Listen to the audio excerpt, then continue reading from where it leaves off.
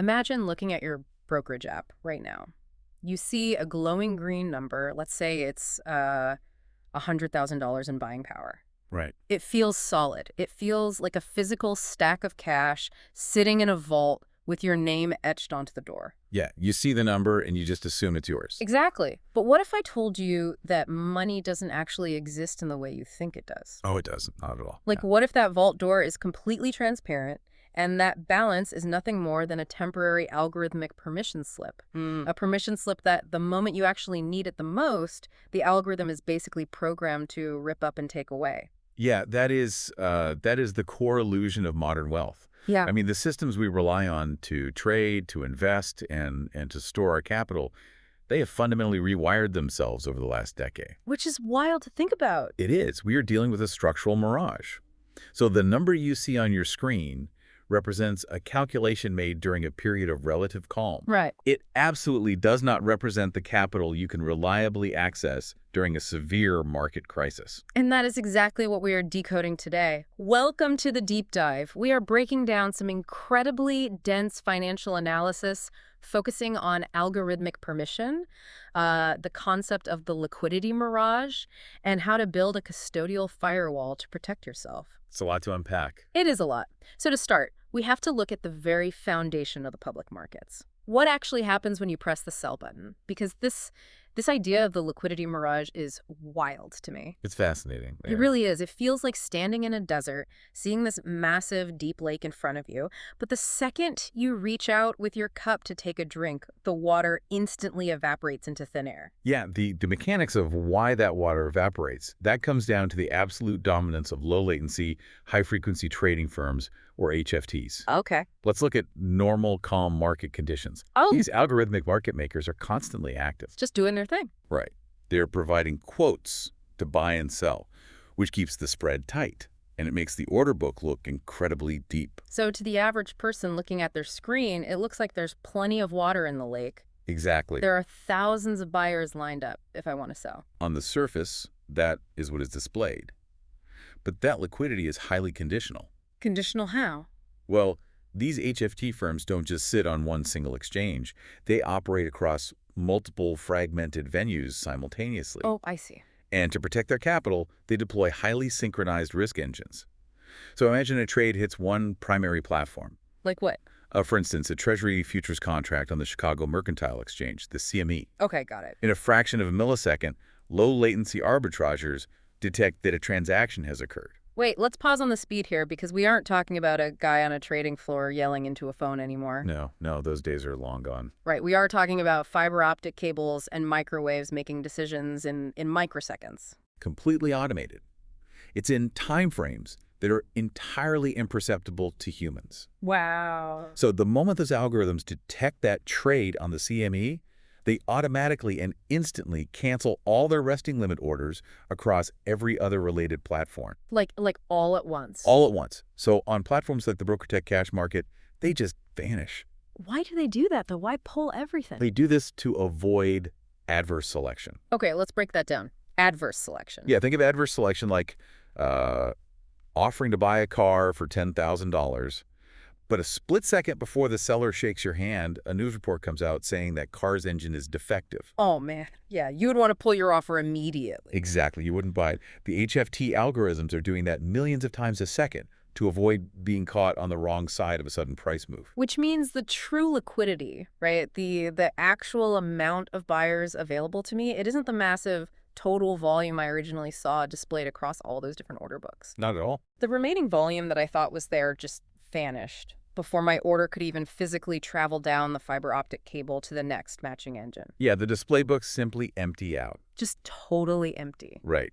And this brings up the architecture of the exchanges themselves. Consider central limit order books, or CLOs. Okay. They operate with zero last look privilege. Let's translate that. Last look privilege sounds like some serious industry jargon. Yeah, it basically means the right to back out of a handshake. Okay. In a market with last look privilege, a market maker can offer a price. Yeah. You accept it, and they get a final few milliseconds to say, actually, never mind, I don't want to do this trade. That sounds kind of unfair. Well, it protects the market maker. Uh-huh. But on a central limit order book, there is no last look. If your order hits their quote, they are legally bound to honor the trade. Oh, okay. Because they are legally bound, their algorithms are programmed to be hypoparanoid. That makes sense. The second they sense market movement, they cancel everything to avoid being forced into a bad trade. So they just pull the plug on the whole operation. Pretty much.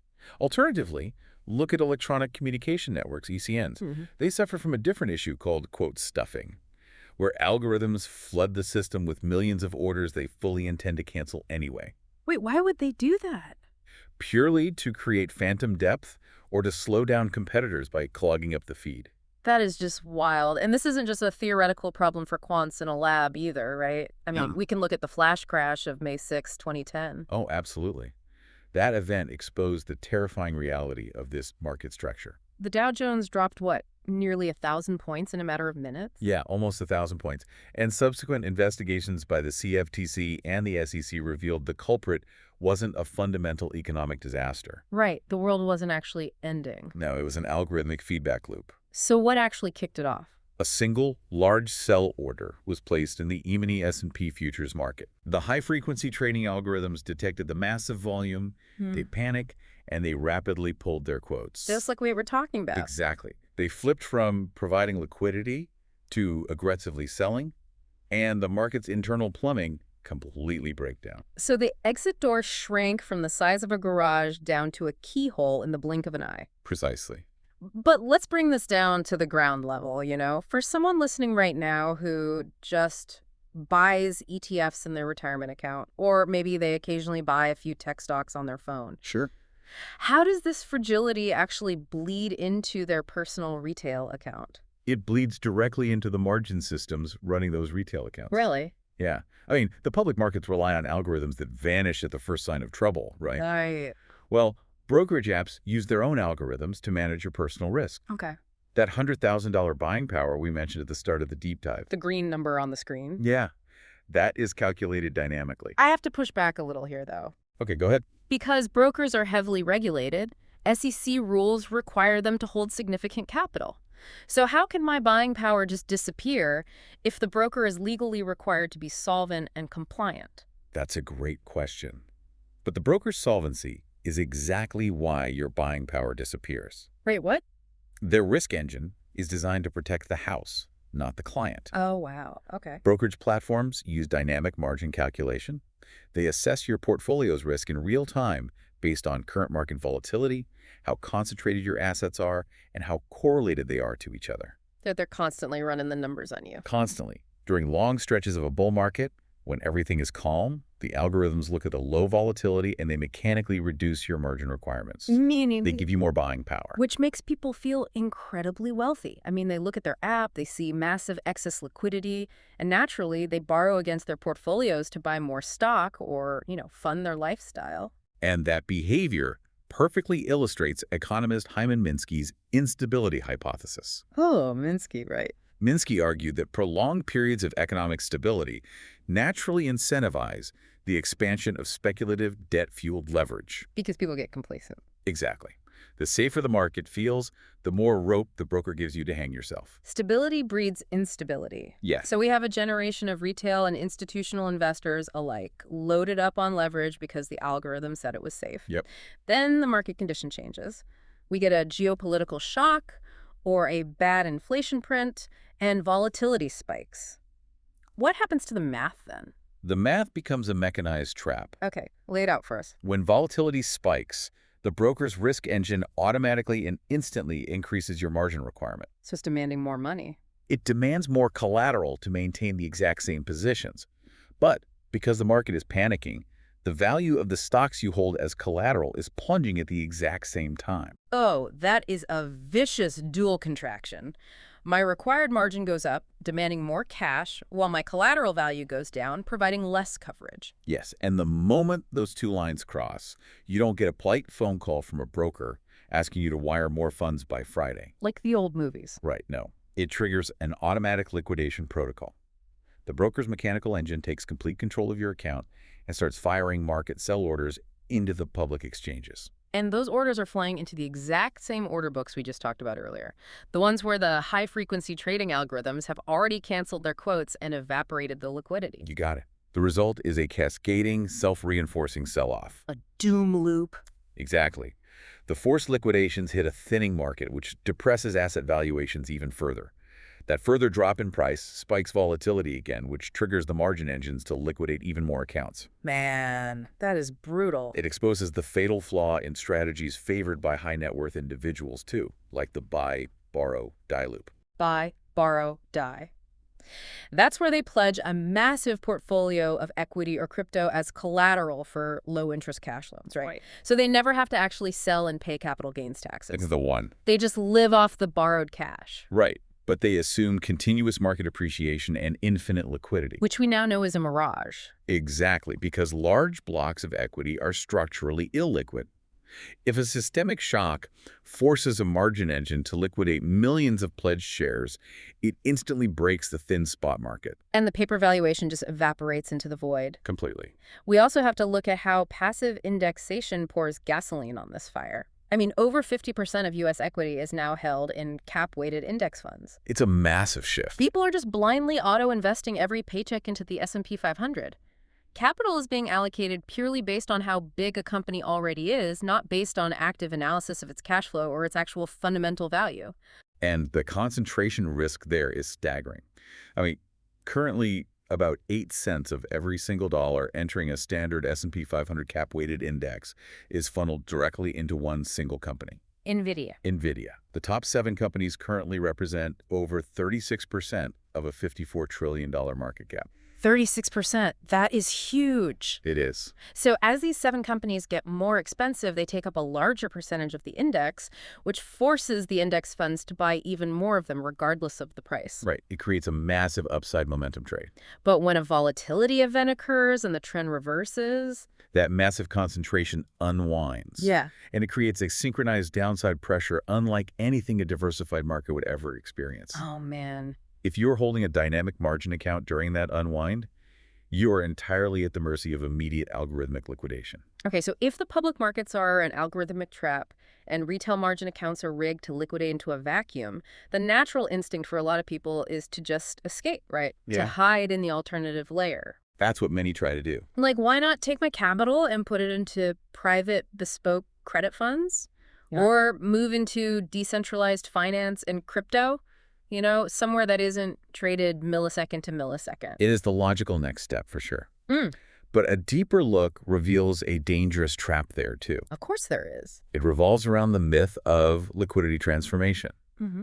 We are seeing this massive trend in the private credit sector, known as the retailization of bespoke, senior secured loans. Yeah. Financial institutions are offering interval funds and business development companies, or BDCs, directly to retail investors. And the pitch for those is always the same. It's like, get the high yields of private equity, but with the convenience of a mutual fund. Yeah. They promise investors monthly or quarterly redemption windows. Like, I can get my money out 4 times a year. Right, but look at the underlying assets those funds actually hold. Okay. They are bilateral, highly customized middle market corporate loans. So loans to regular businesses. Yeah, they are loans to regional plumbing conglomerates or, specialized manufacturing firms. These assets do not trade on a public stock exchange. Obviously not. Selling one of these loans to raise cash requires extensive due diligence, legal review, and serious negotiation.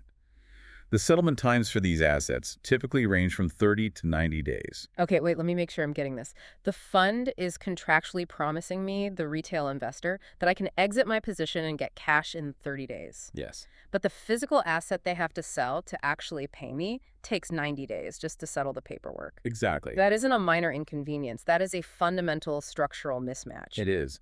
And during a bull market, the illusion holds perfectly. Fresh capital is constantly flowing into the fund from new investors. So they just use the new money to pay the people leaving. Exactly. The fund managers simply take the new investors' cash and use it to pay out the few people asking for redemptions. So they never actually have to sell the illiquid underlying loans. Right. But the analysis points to the gating event of the BlackRock HLN fund on March 6, 2026, as the textbook example of how this structure completely breaks. Walk us through what happened with HLN. What does it actually feel like for an investor caught in that? Well, a geopolitical shock occurred. Specifically, a severe naval blockade in the Strait of Hormuz. Right, everyone remembers that. Global markets immediately panicked, which resulted in a massive flight to safety. Instantly, the inflow of new retail capital into the HLN fund completely stopped. So the fresh cash drying up means the Ponzi-esque structure of using new money to pay old money is just dead. Dead in the water. Simultaneously, smart institutional money recognized the impending liquidity squeeze. They saw the writing on the wall. They understood the structural mismatch, so they rushed the exit to exploit their first-mover advantage. Get out while the getting is good. Exactly. BlackRock was suddenly faced with a massive wave of redemption requests, but they couldn't sell their private loans fast enough to generate the cash. Because of the 90-day settlement we talked about? Right.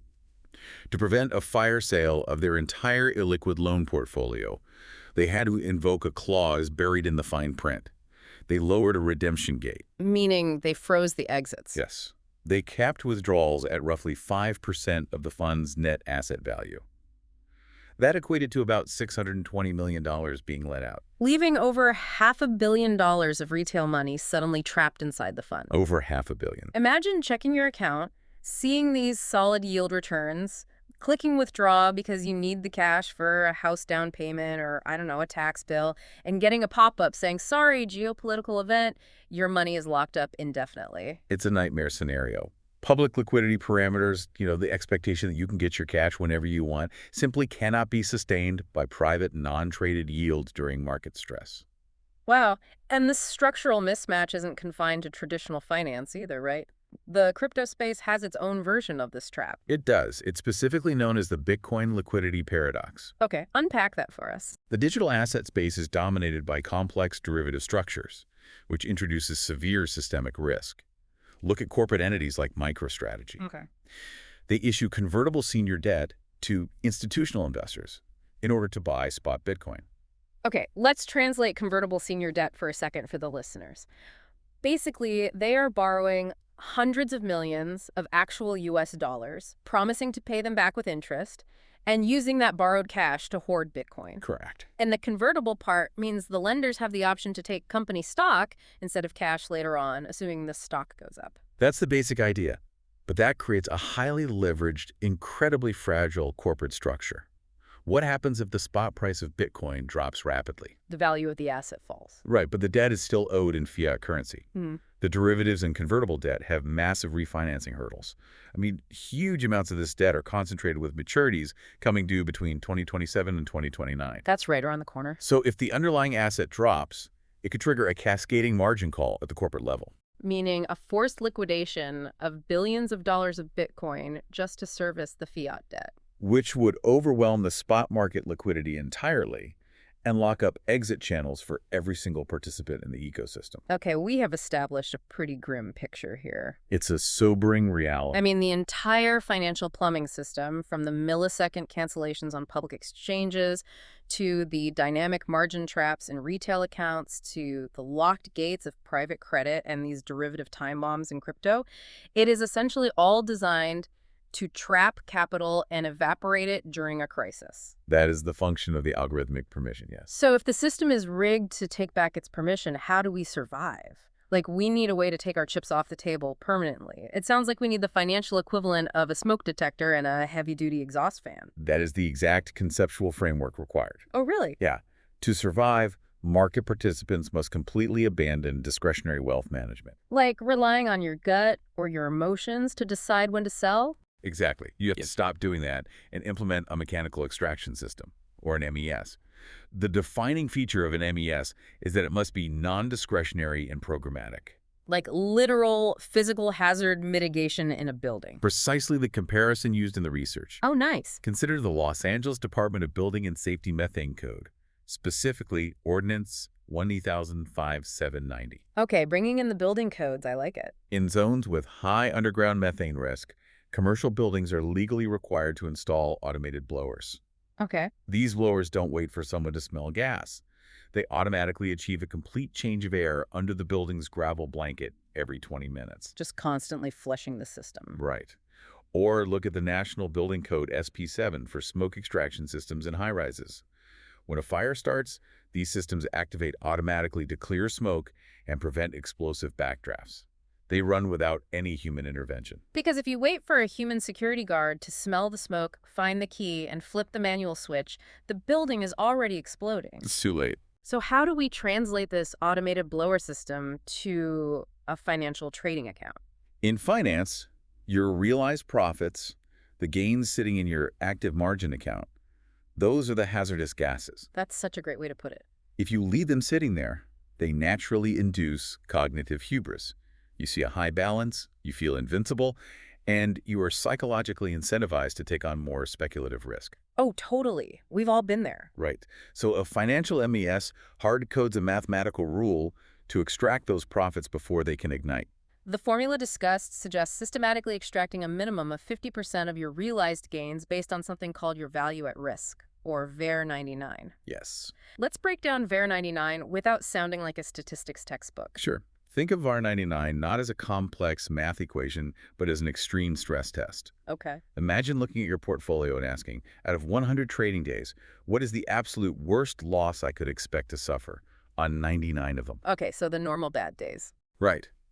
That one remaining day, that 1 in 100 nightmare scenario, that is your VAR 99. It is your threshold for maximum reasonable pain. Got it. By tying your capital extraction to this automated rule, you completely remove human emotion. You stop treating temporary paper profits as permanent wealth. Exactly.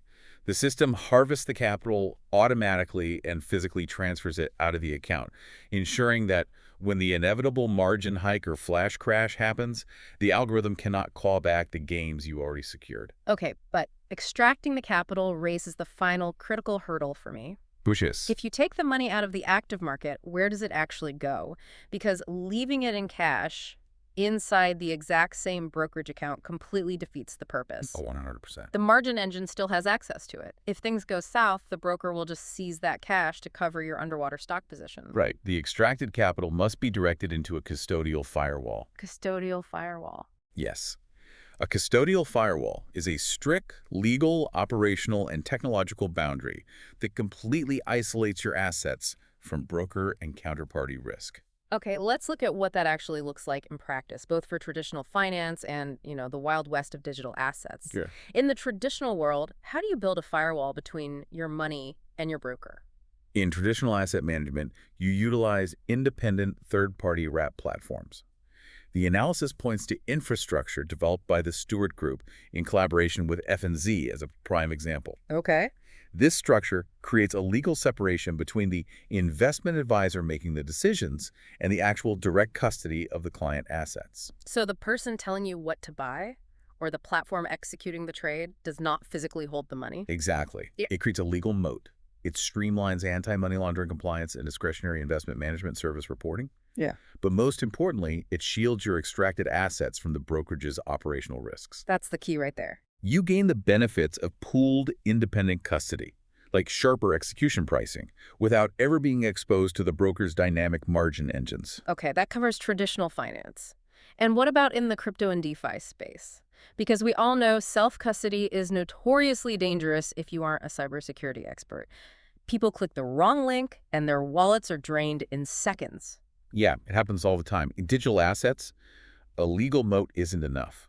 The firewall has to be cryptographic and transactional. Right. Institutional platforms like Trustology utilize hardware security modules, HSMs, combined with verified allow lists. How does that work? Well, before a transaction is ever broadcast to the blockchain, it is routed through a centralized, air-gapped rules engine. If the smart contract address you are interacting with is not on the pre-audited allow list, the transaction is automatically blocked at the hardware level. Oh, that's smart. And there is a specific consumer tool mentioned in the research called the Cordon Wallet, which I found fascinating because it acts as a firewall for non-custodial environments by literally translating code. The Cordon Wallet addresses a critical vulnerability in Web3.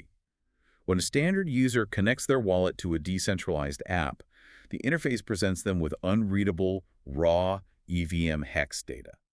Right. You try to buy an NFT or stake a token, and a pop-up appears filled with a wall of numbers and letters. It looks like machine code from the Matrix. Maybe buried in there is a line like, set approval for all. And 99% of users just click approve without understanding what they're actually signing. Which is terrifying. That blind signature is exactly how malicious smart contract drainers empty wallets. Right. The Cordon Wallet sits between the user and the blockchain. It intercepts that blind signature request. First, it evaluates the target contract's operational history, looking for audit flags or malicious patterns. But most importantly, it translates that complex EVM function into plain, human-readable language. So instead of a wall of hex data, it flashes a red warning that says something like, "Alert, this transaction grants the recipient unlimited permission to transfer every single asset out of your collection." Exactly. It's like having a contract lawyer stand over your shoulder, reading the fine print instantly before you put pen to paper. I love that. And beyond the technological firewalls, true sovereignty requires structural diversification into bankruptcy-remote physical assets. Right, getting out of the digital realm altogether. The ultimate custodial firewall involves moving a portion of your extracted wealth outside the primary financial clearing network entirely. Meaning things that can't be deleted by an algorithm. Yes. Short duration, direct government obligations held in your name, or LBMA-compliant physically vaulted precious metals. Things like Paxos Gold, which offers audited physical redemption structures, where the digital token actually corresponds to a serialized bar of gold in a vault you can legally claim. The overarching lesson here is profound. True wealth sovereignty is not about accumulating a massive amount of paper profits on a screen. No, it is about recognizing that the market is a fragile, highly tuned, algorithmic machine designed to give you permission to feel wealthy and then take that wealth away the moment the system undergoes stress. Exactly. To survive long-term, you cannot play by the algorithm's rules. You have to systematically, mechanically extract your capital from that machine and lock it behind a custodial firewall where it cannot be clawed back. And the necessity of these rules-based systems raises a fascinating implication for the future, something not explicitly answered in the analysis, but deeply intertwined with everything we've uncovered today. Oh, absolutely. We have spent this entire deep dive examining how algorithms control our access to wealth, and how we desperately need mechanical, automated systems to protect ourselves from them. But look at the trajectory of technology. What happens in the next few years when autonomous AI agents become advanced enough to negotiate these custodial firewalls and manage these mechanical extractions entirely on our behalf? That is a real question. Oh, wow. If an AI is the one pulling the trigger on the extraction, analyzing the EVM hex data, and managing the firewall... It's exactly the dilemma. Will utilizing AI agents finally allow the average person to achieve total, impenetrable wealth sovereignty? Or by handing the operational control of our firewalls over to artificial intelligence, will we simply be handing the keys to our wealth over to a different, much smarter kind of algorithm? That is an incredibly wild thought to leave on. Are we building the ultimate unbreachable defense for our wealth, or are we just designing a much smarter, much more comfortable cage? It's definitely something to think about. We will leave you all to ponder that one. Thank you for joining us on this deep dive, and we will catch you next time.